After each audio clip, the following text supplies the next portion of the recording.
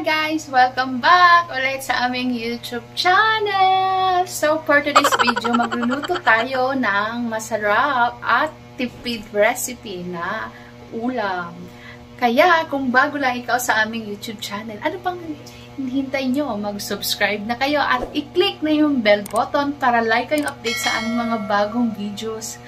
So, mga beshi ko, pakita ko yung simple recipe at swak na makakatipid kayo sa ulam na to. Kaya, let's watch this! Ching!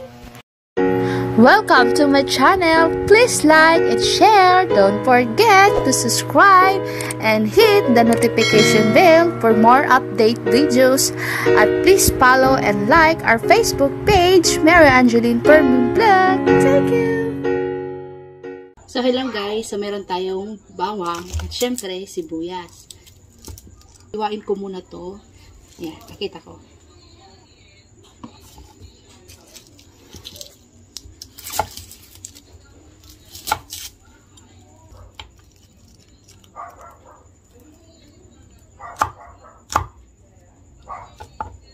Meron pala ako dito na ibap and harina na tinunaw ko sa tubig.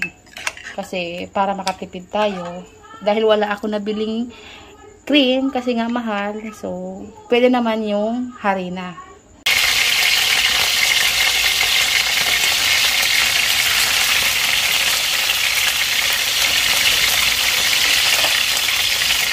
Tapos kung prituhin, lagyan ko na siya ng butter. Kasi nga, para masunod na natin yung creamy sauce ng mushroom. So, ang ulam pala namin is creamy chicken mushroom. So, ayan yung niluluto ko mga beshi ko. So, ayan, nilagyan ko na siya ng sibuyas, bawang. And then, sunod na natin yung mushroom. So, ayan. Diba? Buo na siya. Hindi ko nahiwa kasi nakalimutan kong hiwain. Pero, okay lang yan kahit buo. Kasi kami naman nagkakain. At pagkatapos, lalagyan ko na siya ng cowbell na evaporated. Evap. So, ayan yung magpapasarap sa creamy chicken mushroom. And halu-haluin muna natin siya. So, ayan. At pagkatapos, hintayin muna natin siyang kumulo.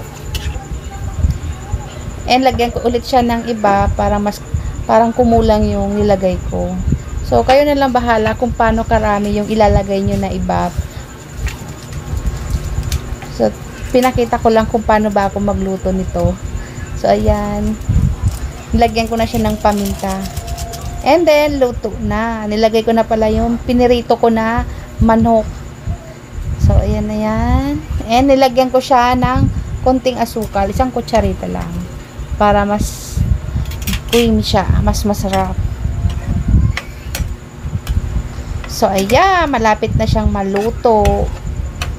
Konting, ano na lang, kulo. Yan. Luto na yan. So, yan. Yummy. Sarap niyo mga beshi ko. Try nyo na mga beshi ko.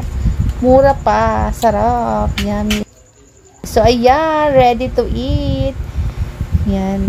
Sarap. Diba? Para kang, nag-restaurant. Kaya ano pa hinihintay niyo mga beshi ko? I-try nyo na. Talagang napakasarap.